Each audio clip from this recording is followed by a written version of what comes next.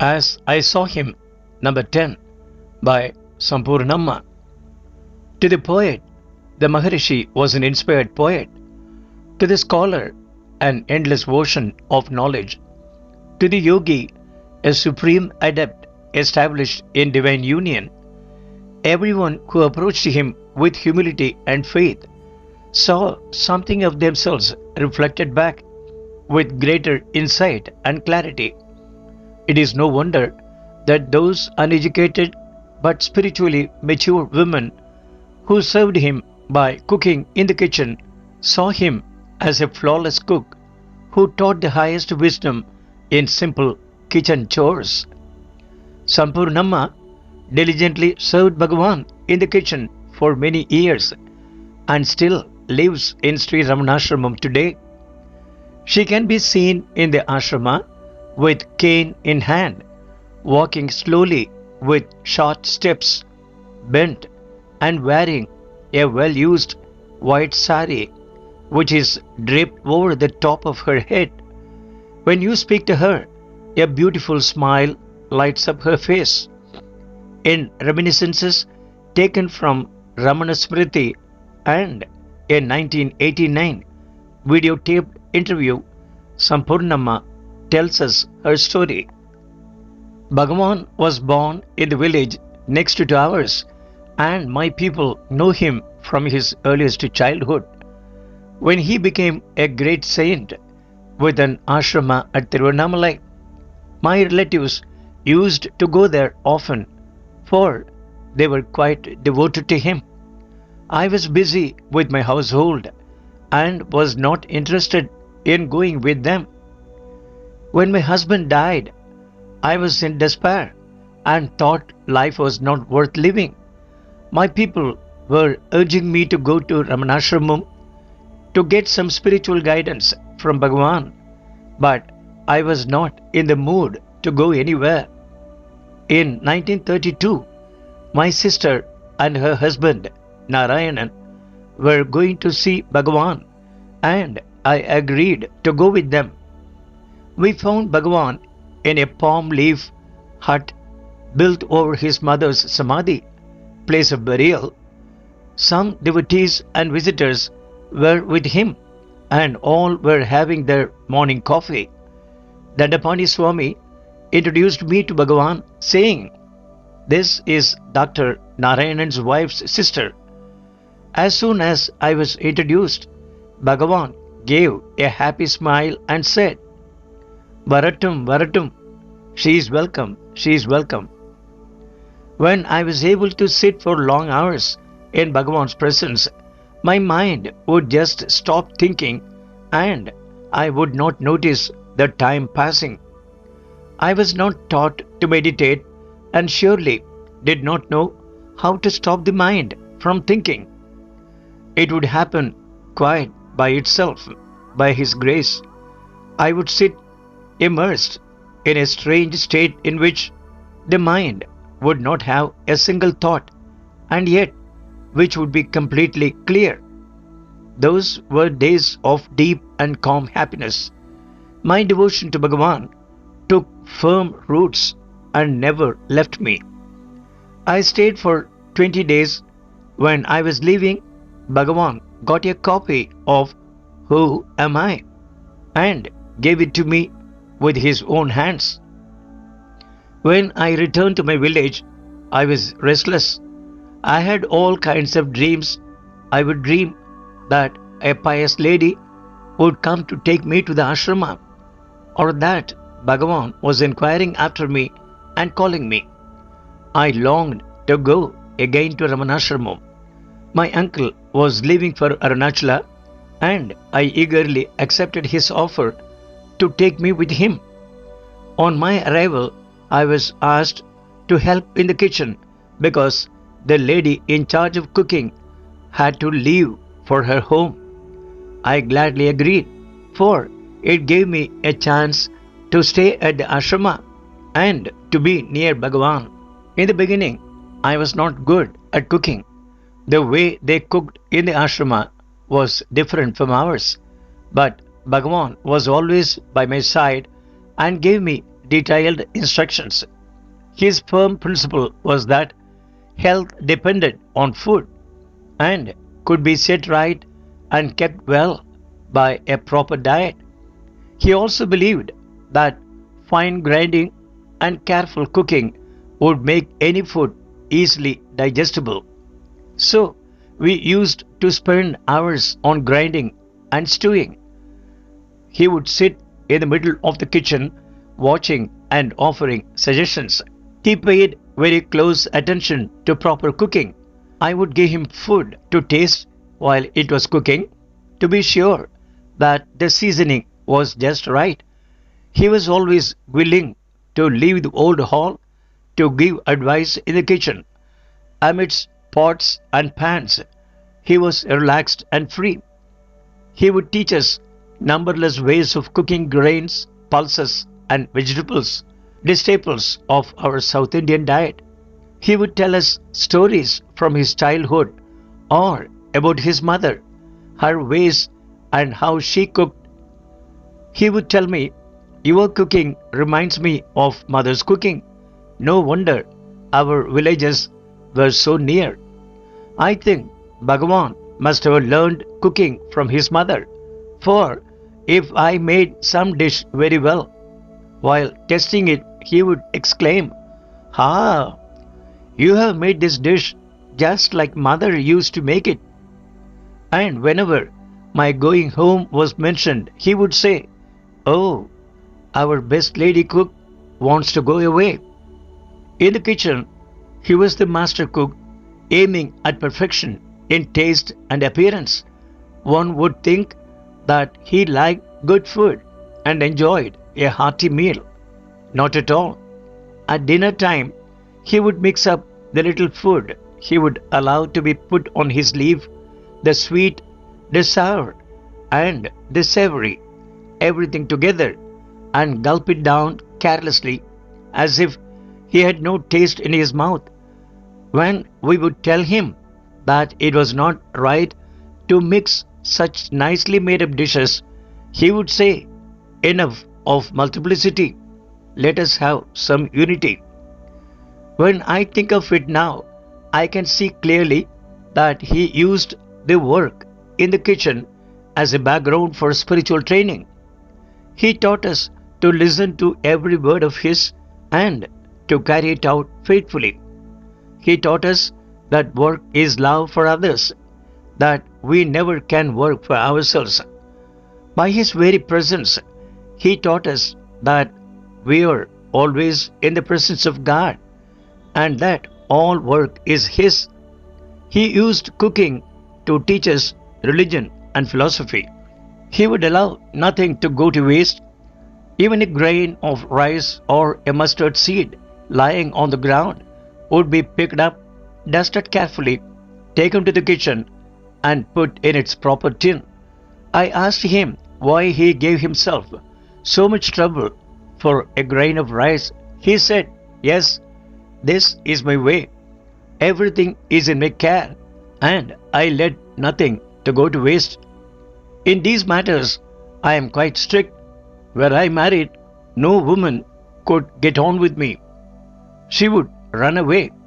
On some other day he said, "This is the property of my father Arunachala. I have to preserve it and pass it on to his children." He would use for good things we would not even dream of as edible. Wild plants, bitter roots, and pungent leaves were turned under his guidance into delicious dishes. Once a feast was being prepared for his birthday. Devotees sent food in large quantities. Some sent rice, some sugar, some fruits. Someone sent a huge load of brinjals, and we ate brinjals day after day. The stalks alone made up a big heap which was lying in a corner.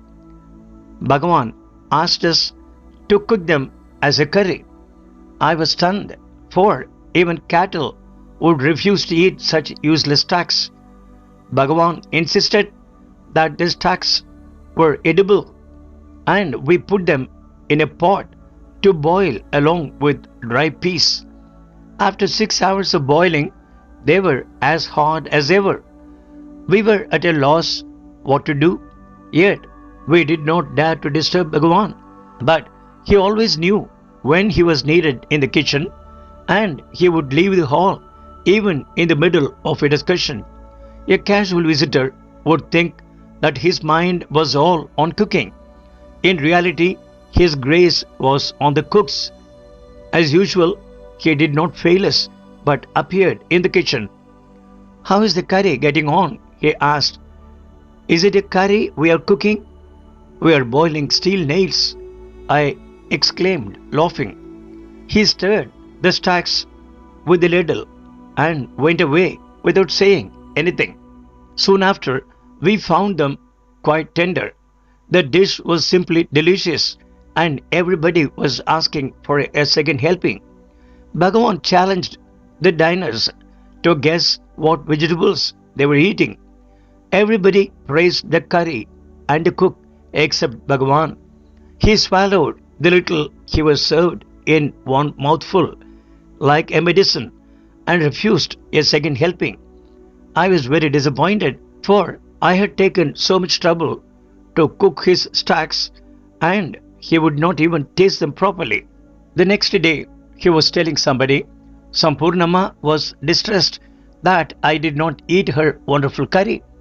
Can she not see that everyone who eats is myself? And what does it matter who eats the food? It is the cooking that matters, not the cook or the eater. A thing done well, with love and devotion, is its own reward. What happens to it later matters little, for it is out of our hands. It was clear that Bhagavan did not want me to treat him differently from others, and would set me right by refusing to touch the very thing I was so proud of and eager to serve. In the evening, before I would leave the ashrama for the town to sleep, he would ask me what there was to be cooked the next day. Then, arriving at daybreak the next morning, I would find everything ready: vegetables peeled and cut, lentils soaked, spices ground, coconut scraped. As soon as he saw me in the kitchen, he would give detailed instructions about what should be cooked and how. He would then sit in the hall a while and then return to the kitchen to see how things were moving, taste them now and then, and go back to the hall to come again an hour or two later. It was so strange to see him so eager to cook and so unwilling to eat. In my coming and going, I sometimes had to walk in the dark along a jungle path skirting the hill, and I would feel afraid. Bhagavan noticed it once and said, "Why are you afraid? Am I not with you?" Bhagavan's brother, Chinnaswami, the manager of the ashrama, asked me when I came at dusk, "How could you come all alone? Were you not afraid?" Bhagavan rebuked him. "Why are you surprised? Was she alone? Was I not with her all the time?" Once, Subbalakshmi Amma and myself decided to walk around the hill. We started very early, long before daybreak. We were quite afraid of the jungle. There were snakes and panthers and evildoers too. We soon saw a strange blue light in front of us. It was uncanny, and we thought it was a ghost, but it led us along the path, and soon we felt safe with it. It left us with daylight. Another time, we too were walking around the hill early in the morning and chattering about our homes and relatives. We noticed a man following us at a distance. We had to pass through a stretch of lonely forest, so we stopped to let him pass and go ahead. He too stopped. When we walked, he also walked. We got quite alarmed and started praying, "Oh Lord, oh Arunachala, only you can help us, only you can save us." The man said suddenly, "Yes, Arunachala is our only refuge." Keep your mind on Him constantly. It is His light that fills all space. Always have Him in your mind. We wondered who He was. Was He sent by Bhagavan to remind us that it is not proper to talk of worldly matters when going around the hill? Or was it Arunachala himself in human disguise? We looked back, but there was nobody on the path. In so many ways, Bhagavan made us feel that He was always with us until the conviction grew and became a part of our nature. Those were the days when we lived on the threshold of a new world, a world of ecstasy and joy. We were not conscious of what we were eating, of what we were doing. Time just rolled on noiselessly, unfelt and unperceived. The heaviest task seemed a trifle. We knew no fatigue. At home, the least bit of work seemed tiresome and made us grumble, while here we worked all day and were always ready for more. Once Bhagavan came to the kitchen and saw the cooking done and everything cleared. He wondered that the day's work was over so soon. No mere human hands were working here, Bhagavan. Good spirits helped us all the time, as said. He laughed. The greatest spirit, Arunachala, is here, towering over you. It is He who works, not you. Once a little deer found her way to Bhagavan and would not leave him. She would go with him up the hill and gambol around him, and he would play with her for hours. About a year later, she ran away into the jungle, and some people must have pelted her with stones, for she was found severely wounded, with her legs broken. She was brought to the Ashrama. Bhagavan kept her near him, dressed her wounds, and a doctor set her broken bones.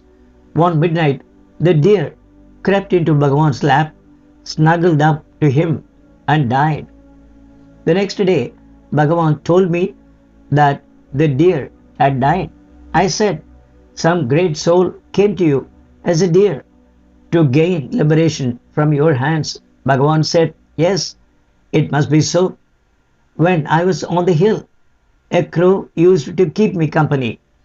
He was a rishi in a crow's body. He would not eat from anybody's hand but mine. He also died. Once a Garuda, a white-breasted eagle, which is considered holy in India, flew into the hall and sat on the top of a cupboard near Bhagavan. After a while, it flew around him and disappeared. He is a Siddha, a saint endowed with supernatural powers, who came to pay me a visit, said Bhagavan most seriously. A dog used to sleep next to Bhagavan, and there were 2 sparrows living at his side in the hall. Even when people tried to drive them away, they would come back. Once he noticed that the dog had been chased away. He remarked, just because you were in the body of a human, you think you are a human being. And because he is in the body of your dog, you think him a dog. Why don't you think of him as a Mahatma and treat him as a great person? Why do you treat him like a dog? The respect he showed to animals and birds was most striking. He really treated them as equals. They were served food, first like some respected visitors, and if they happened to die in the ashrama, they would be given a decent burial and a memorial stone. The tombs of the deer, the crow, and the cow Lakshmi can still be seen in the ashrama near the back gate. Who knows in how many different forms animal, human, and divine beings visited this embodiment of the Almighty. We, common and ignorant women, knew only the basis of His presence and could not tear ourselves away from the beloved of all. So glorious He was. It has been 60 years, I think, since I came. The days I spent with Bhagavan are memorable days indeed. Somehow, in my old age, I am pulling on with Bhagavan in my heart and his name on my tongue.